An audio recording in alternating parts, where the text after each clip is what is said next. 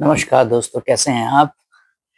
दोस्तों आज जिस संगीतकार के बारे में और जिस संग सिंगर के बारे में मैं आपसे बात करना चाहता हूँ, उनका नाम तो ख़ैर आप सबने सुना होगा। गज़ल गायकी की बात अगर मैं कहूँ, तो शुरुआत के जो हमारे गज़ल गायकी थी, मैं 1950-60 की बात कर रहा हूँ। उस दौरान फ़िल्म म्यूज़िक में भी अगर गज़लों का प्रचलन हुआ था, तो पहले के.एल. सहगल जी ने भी उसके अंदर योगदान दिया था। काफ़ी प्यारे-प्यारे गज़ल उनके नग़्मे उनके आवाज़ में भी थे। और फिर बेगम अख्तर जी भी थीं। लेकिन आज जो मैं विषय में आपसे बात करना चाहता हूँ, वो है एक ऐसे सिंगर के बारे में, जिन्होंने फ़िल्म म्यूज़िक को एक अलग ही मुकाम तक पहुँचा दिया था। और उनकी शख्सियत के बारे में अगर मैं कहूँ, तो बहुत ही बड़ी शख्सियत थे। जी हाँ, मैं बात करना चाहता हूँ, जैसा कि आपने मेरा थंबनेल में देख लिया होगा कि तलत महमूद जी के बारे में जी हाँ, मैं बात कर रहा हूँ।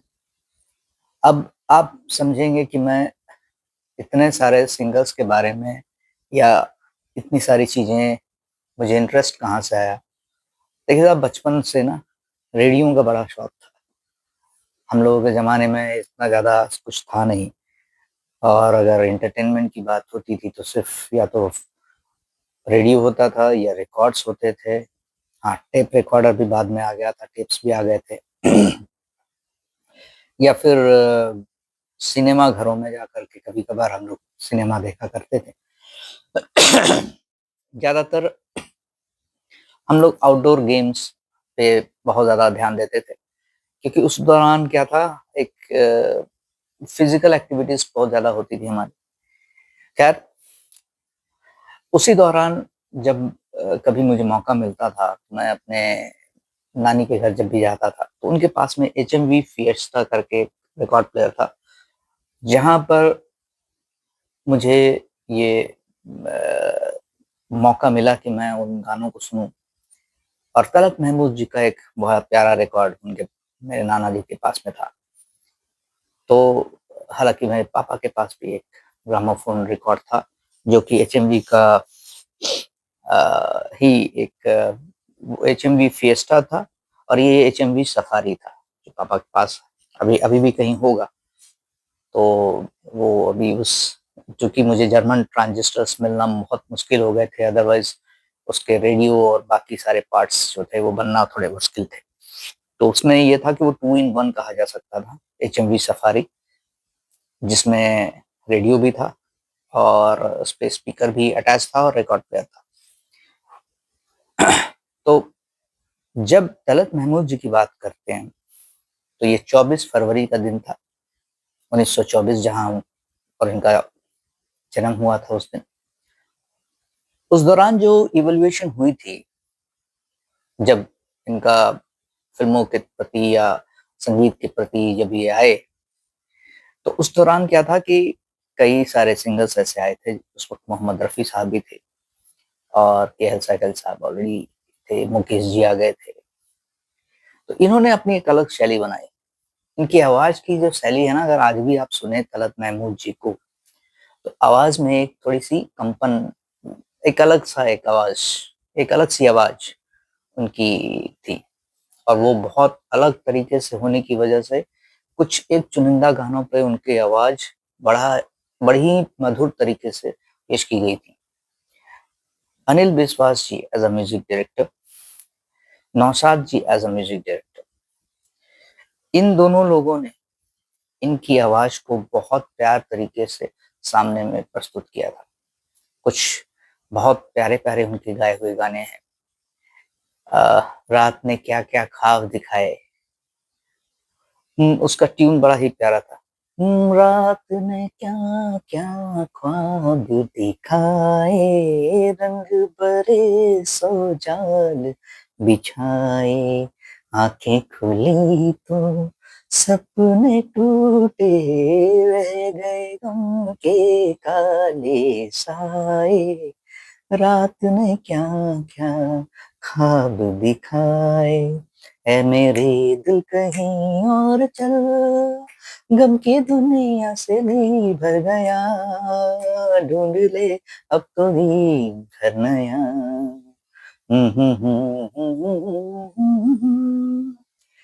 नीला अंबर झूमे, धरती को चूमे रे, तुझको याद करके मेरा दिल भी झूमे रे, तेरा दिल भी झूमे।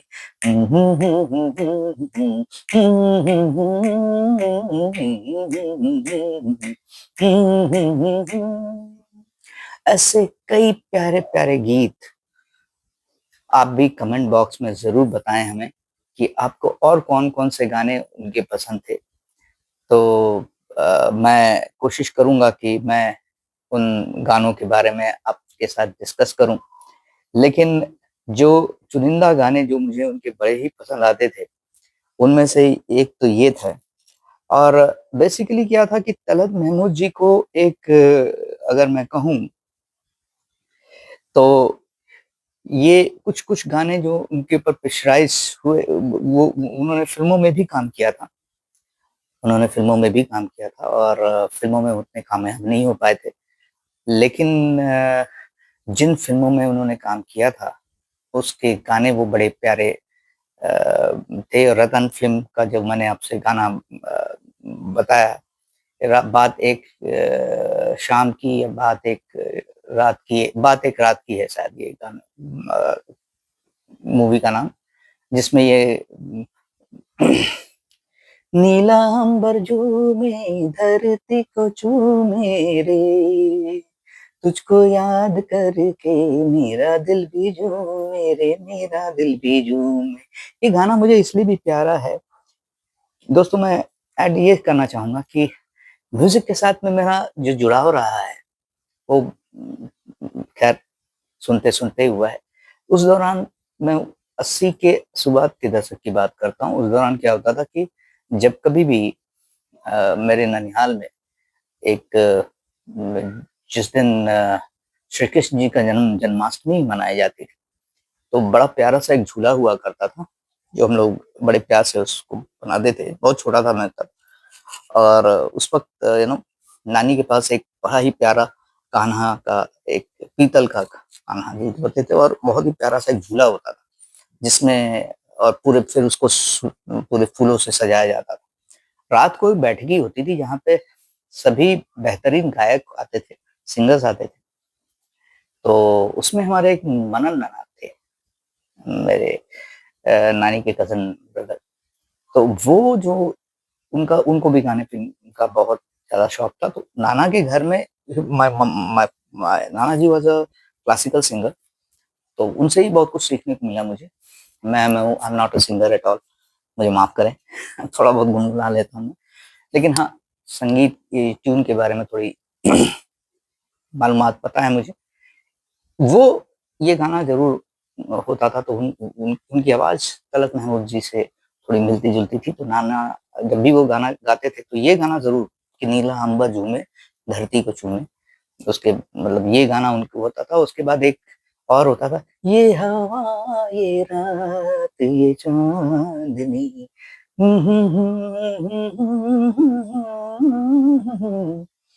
ये हवा, ये रात, ये चाँदनी जलती हैं जिसके लिए तेरी आँखों के दिए।